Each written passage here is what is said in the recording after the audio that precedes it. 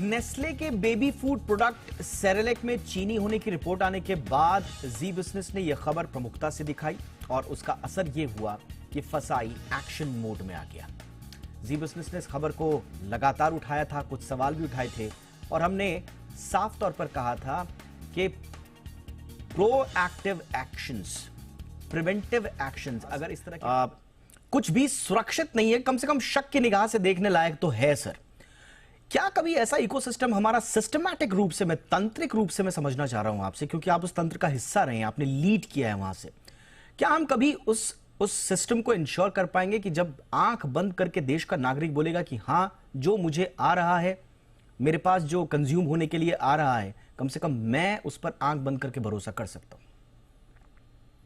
दीपक, पहले तो मैं आपका और जी बिजनेस का अभिनंदन करना चाहता हूं, आपको धन्यवाद देना चाहता हूं कि आप ऐसे जो चीजें हैं, ऐसे इश्यूज है बार बार रेज कर रहे हैं, ना कि क्योंकि क्यों कर रहा हूं मैं ऐसे। Thank you sir. कि जब मैं एक कमिश्नर था और जब मैं ऐसे कुछ इश्यूज पे ऐसे निकलता था तो कोई चैनल उसको लेने के लिए तैयार नहीं था, क्योंकि वो एडवर्टाइजमेंट अकाउंट्स बड़े बड़े होते हैं, ऐसे बड़े ब्रांड वाले, बड़े प्रोडक्ट वाले।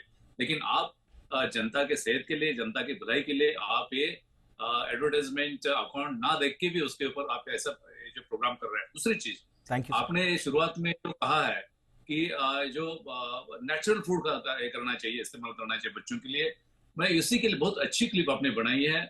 और मैं अभी भी हमेशा बोलता हूँ और अभी भी बोलता हूँ कि एज फार एज पॉसिबल बच्चों को और सभी लोगों ने नेचुरल चीजें ही इस्तेमाल करना चाहिए, खानी चाहिए।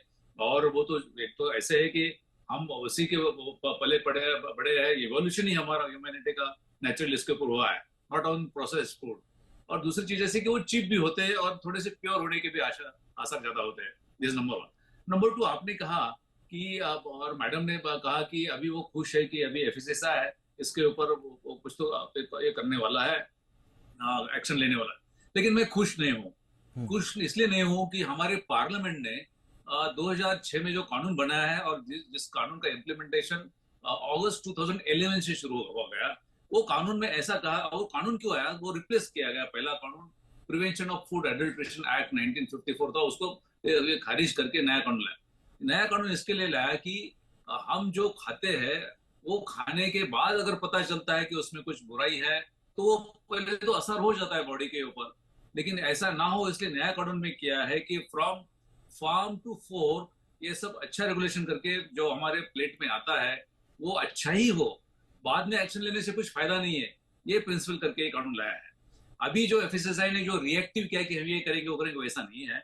पार्लियामेंट में जो कानून किया उसमें ऐसा है कि उन्होंने बार बार उसके ऊपर असेसमेंट करना है, रिस्क मैनेजमेंट करना है और हर एक प्रोडक्ट के बारे में उन्होंने देखना है कि वो सही है गलत है। ये बाद में उसको रिएक्टिव एडमिनिस्ट्रेशन बोलते हैं। रिएक्टिव एडमिनिस्ट्रेशन पार्लियामेंट को नहीं चाहिए, इस देश को नहीं चाहिए। उन्होंने हर बार उसका असेसमेंट करना चाहिए, सर्वे करना चाहिए।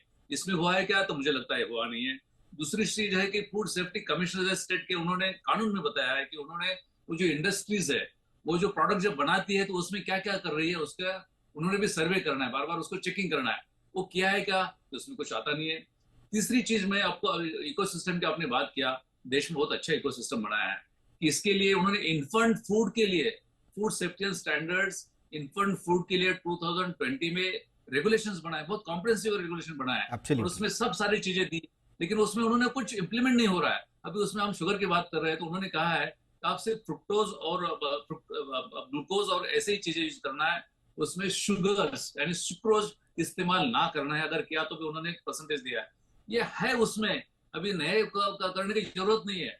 तीसरी चीज ऐसी है कि जब, और सबसे इंपॉर्टेंट चीज है कि लोग एक क्यों खरीदते हैं, कि एडवर्टाइजमेंट है, लेबल के ऊपर कुछ देता है, उसके लिए 2018 में रेगुलेशंस बनाया है कि advertisements claim, food safety and standards advertisement claims, उसमें क्या नहीं होना है, वो सब के ऊपर कोई फूड सेफ्टी स्टैंडर्ड्स अथॉरिटी या फूड सेफ्टी कमिश्नर्स या फूड सेफ्टी कोई ध्यान नहीं दे रहा है। ऐसे क्लेम्स किए जा रहे हैं कि जो कानून में ठीक नहीं है, लेकिन कानून तो एक जगह पे है, लेकिन जो अपने को वो खरीदे करने के लिए कहता है कि आपको एनर्जी मिलेगी, आपको ये होगा। मैं निक जूनियर करके बच्चों का चैनल है, इसके लिए इन्फेंट का, जैसे थोड़ा सा बच्चों का चैनल, उसके ऊपर आप एडवर्टाइजमेंट देखेंगे तो पता है कि क्या हो रहा है। ये कानून है कि नहीं देश में, इतने अच्छे कानून के बावजूद उसका इम्प्लीमेंटेशन नहीं हुआ। तो आप जो इकोसिस्टम की बात करें, वो ecosystem is in place, but it is not getting implemented. मुझे लगता है कि आपके चैनल के माध्यम से अगर कोई एफएसएसए और फूड सेफ्टी ऑफिसर्स सुनते हैं तो मुझे लगता है कि देश ने भी उनको पूछना चाहिए कि अगर एक चैनल में बात चल रही है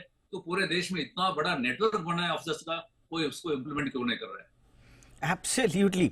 इनफैक्ट आप